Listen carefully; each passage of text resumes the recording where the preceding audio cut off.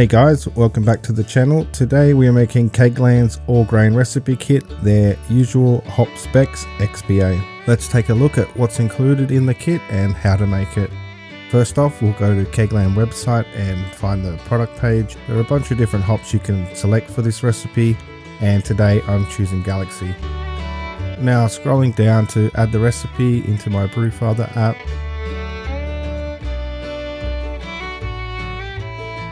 The grain bill for this recipe includes 3.8 kilograms of Barrett Burston pale malt, 500 grams of Barrett Burston Vienna malt, 200 grams of Weyermann Carapils Carafoam, and 200 grams of Gladfield's toffee malt. Hops, we have 100 grams in total of Galaxy, and for the yeast we use 2 packets of Lallemand New England. So here we have the grain bill. I opted for KegLand to mill these grains to make life a little bit easier.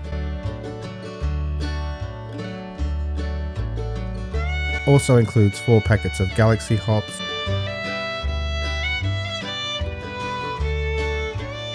and 2 packets of American East Coast ale yeast. Now adding 21 litres into the main boiler, then adding 10 litres into the Sparging boiler. After hitting our strike temp of 71 degrees, knocking that down to 65 degrees before adding in the grains. If you're adding salts to adjust your water profile, now's the time to do that. Slowly adding in those grains while giving it a good mix. This will help reduce clumps of grains and increase the amount of sugars we can pull from the grains. This will help achieve the target ABV. Now all that grain is added, I'm attaching the recirculating arm. This will pick up the wort from the bottom of the boiler and rinse the grains through the mash tun, and we'll be mashing this for 1 hour, stirring every 15 minutes.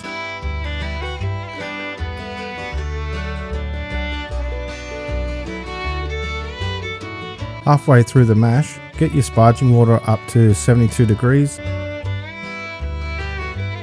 After mashing for 1 hour, time to remove that recirculating arm and lift out the mash tun.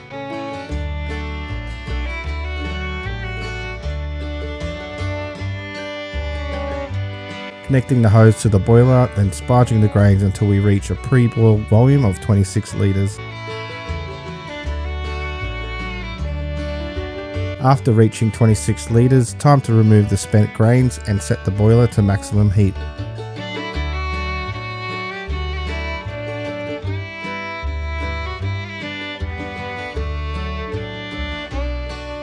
Taking a quick gravity reading here, and this one came out with a gravity of 1.043.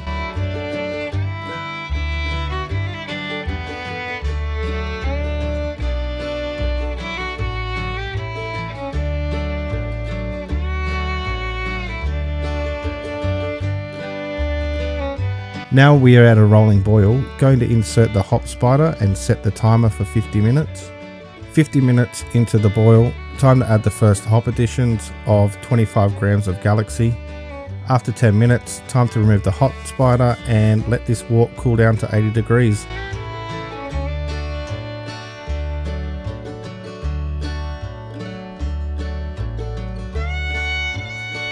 Okay, we're at 80 degrees Celsius or 176 degrees Fahrenheit. Time to start the 20-minute Hopstand with 25 grams of Galaxy. I'm going to add in the whirlpool arm just to keep the wort circulating during the Hopstand.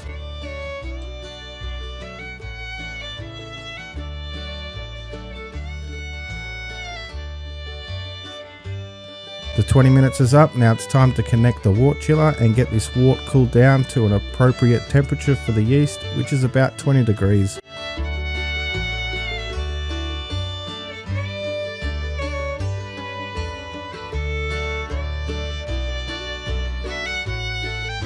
Making sure to spray down all the equipment with sanitizer to prevent any infections in the beer.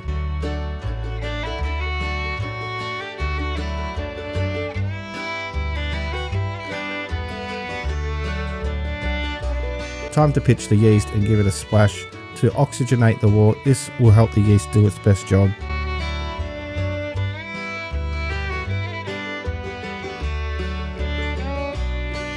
Spraying down the thermowell and fermenter cap with sanitizer. And I almost forgot to take the post-gravity reading, and this one came out at 1.049. Very happy with that result. We got just under 21 litres of wort here, so that's still enough to fill the corny keg. In goes the wrap pill, the thermo well and the fermenter cap.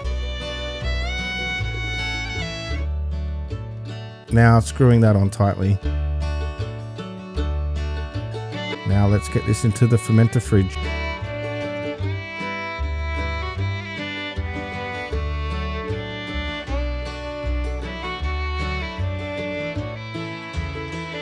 Setting the spunding valve to 10 psi and attaching it to the gas inlet outlet on the pressure fermenter.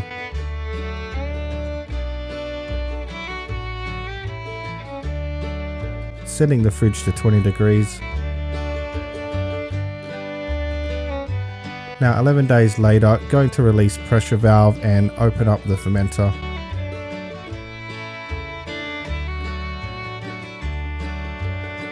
Adding in 50 grams of Galaxy for the dry hop edition.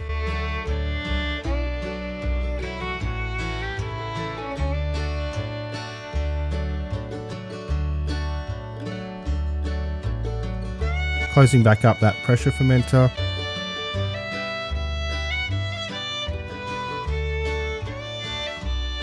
Two days later, it's time to cold crush this beer.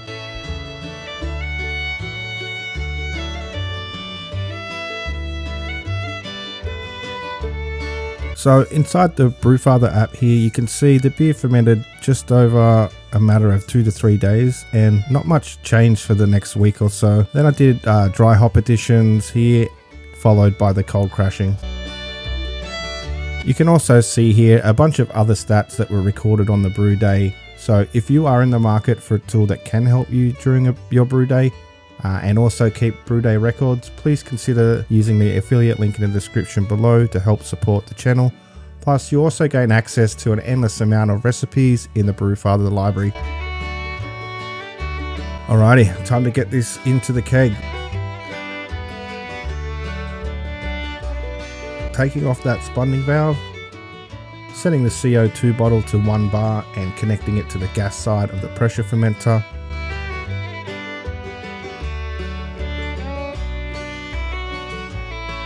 Now connecting the beer line out of the fermenter to the beer line on the keg.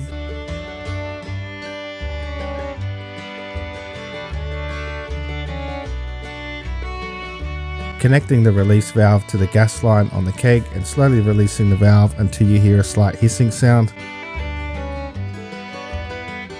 Take off that release valve when liquid enters. Now it's time to force carbonate the beer and have a taste test. Setting the CO2 bottle to 3 bar, connecting it to the beer line on the keg and rolling it on the floor for 2 minutes.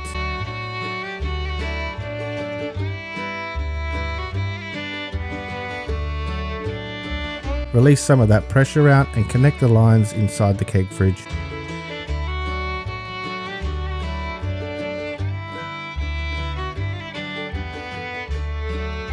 I'm going to pour about 500 ml to clear out the cleaner in the beer lines and remove any crap off the bottom of that keg. Finally, time to pour out the first glass of KegLand's usual hop specs XPA all grain recipe kit. Now my notes on the beer: this Galaxy hopped XPA delivers prominent passion fruit and peach notes, backed by subtle honey sweetness from the Vienna malt.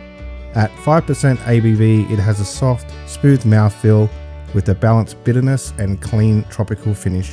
Thank you so much for hanging around to the end of the video, much appreciated, and I'll see you all in the next one.